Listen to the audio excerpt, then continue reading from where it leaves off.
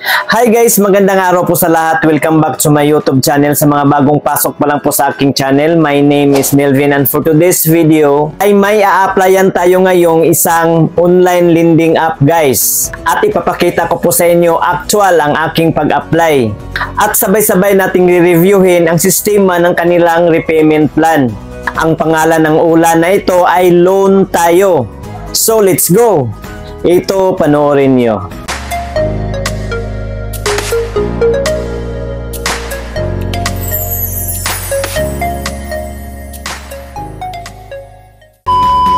So ayan po guys, dadaan muna tayo sa Play Store para i-download ang loan app na ito.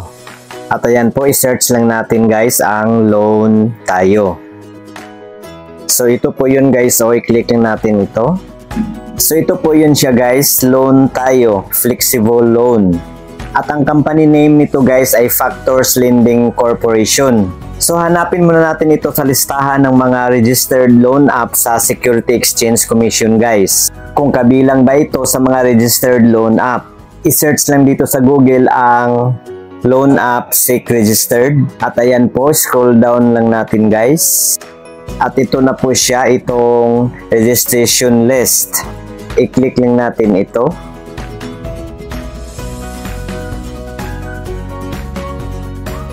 So ito na po yung mga listahan ng mga registered loan app sa SEC guys o Security Exchange Commission.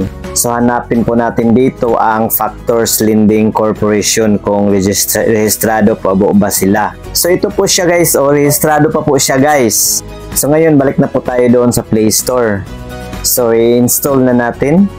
Ipa-fast forward ko lang guys ha. At ayan po, installed na po siya. So ngayon i-open na natin.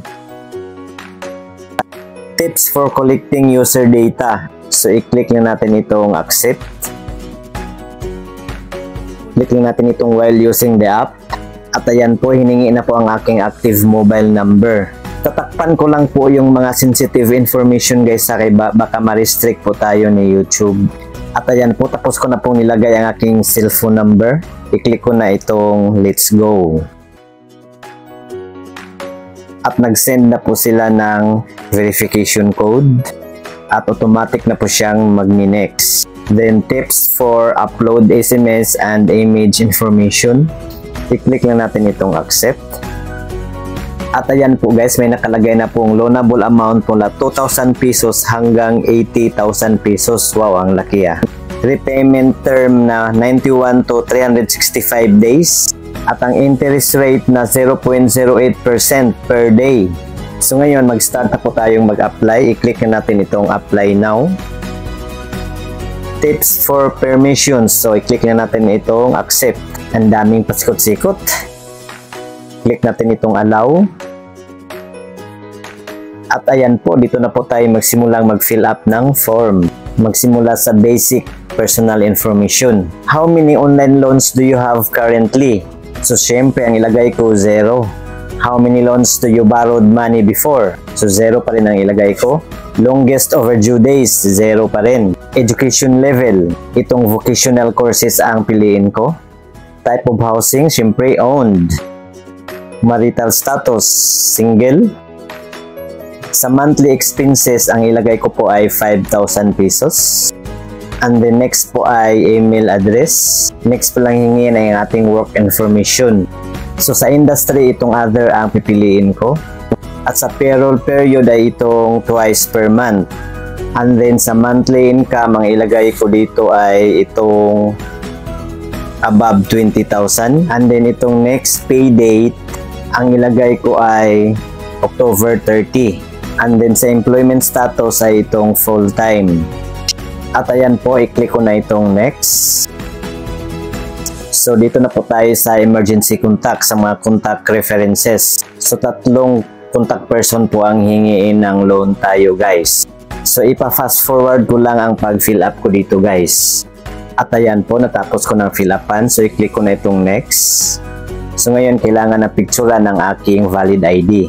So ito po yung mga valid ID na hingiin ng Loan Tayo guys. National ID, Postal ID, TIN card, PhilHealth ID, SSS card, Voters ID, Driver's License, Passport at UMID card. So ang available sa akin dito guys ay itong driver's license. So pindutin ko lang ito. And then pindutin ko na itong next. And then i-click ko itong camera. And then click while using the app. And then i-click ko na itong bilog para mag-capture na siya. And then click natin itong OK. At ayan po, uploaded na po ang aking valid ID. At na-detect na po ng kanilang system ang aking ID number, date of birth, at ang aking gender. So ang pipilapan ko na lang ay ang aking first name, middle name, at ang aking last name. At ayan po, tapos ko lang na-filapan. I-click ko na itong next. So sa facial recognition na po tayo. Kailangan ko nang mag-selfie. So i-click ko na itong start. At auto-capture po ang kanilang selfie guys. At ayan po, capturing na po siya. At ayan, uploaded na po ang aking mukha. So ngayon, kukunin na po nila ang aking withdraw account. Kung saan ko gusto i-transfer ang pera na utangin ko dito kung sakaling ma-approve. So tatlong e-wallet lang po ang pwedeng pagtransferan. GCash, Paymaya at GrabPay lang po. So ang pipiliin ko po dito ay ang aking GCash account. And then papalitan ko po itong number dito sa baba kasi hindi po yan ang GCash number ko. At ayan po, napalitan ko na, i-click ko na itong next. And then i-click itong confirm.